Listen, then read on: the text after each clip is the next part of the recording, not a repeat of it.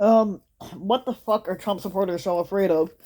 And basically, if you think that the January 6th was a false flag, then why the fuck are you afraid of certain stuff getting out and threatening people? As more truths about Donald Trump and his attempted coup come out, basically we fear that there will be more irrational anger and threats from people who cannot bear to hear the truth.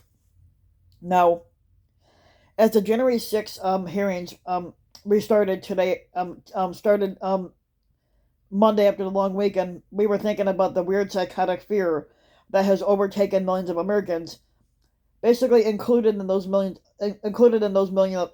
of people who are near to us and dear to us, like friends, people that we've known for years who now seem to speak a different language, a kind of faux-infused gish galloping, and whataboutism that makes no sense even if you slow it down or add punctuation to it. Such conversations are just a part of life in the divided America that we're now living in. We live in a democracy, and there's no law, nor should there be, against the willing suffocation of one's own brain cells with television and the internet.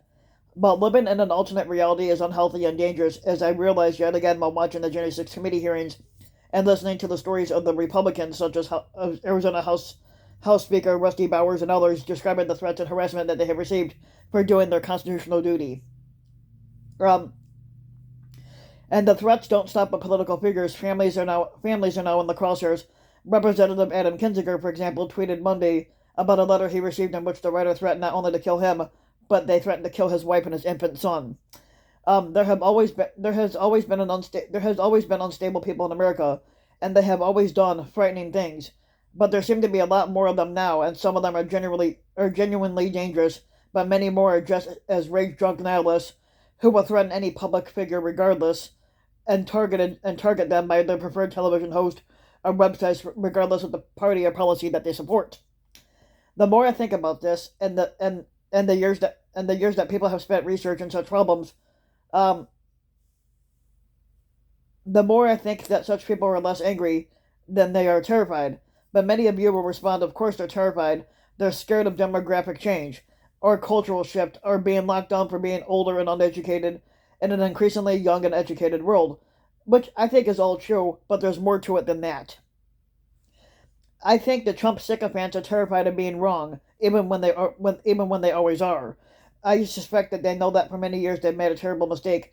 That Trump and his courtier took them to the cleaners, and the cognitive dissonance is now rising to ear-splitting, chest-constricting levels, and so they were literally threatened to kill people like Kinzinger, among others, if that's what it takes to silence the last feeble voice of reason inside themselves. And we know from studies and from experience as human beings that being wrong makes us feel uncomfortable. It's an actual physiological sensation, and when compounded by humiliation, it becomes intolerable. Their overinflated egos cry out for either silence or assent. Now, in the modern media environment, this fear expresses itself as a demand for the comfort of the massive doses of self-justifying rage delivered through the faux Newsmax or OAN electronic EpiPen that stills the allergic reaction to truth and reason.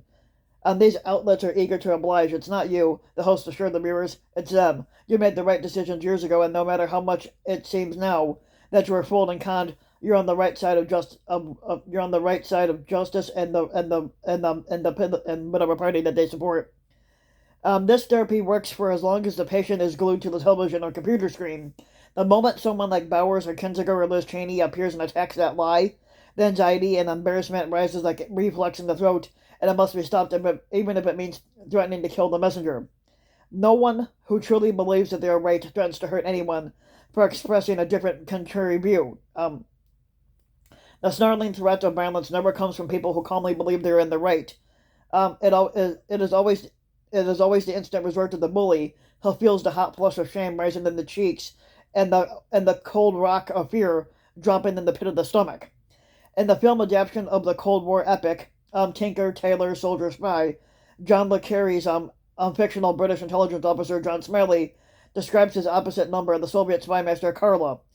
Now Smiley knows Karla can be beaten, he says, because Karla is a fanatic, and the fanatic is always concealing a secret doubt.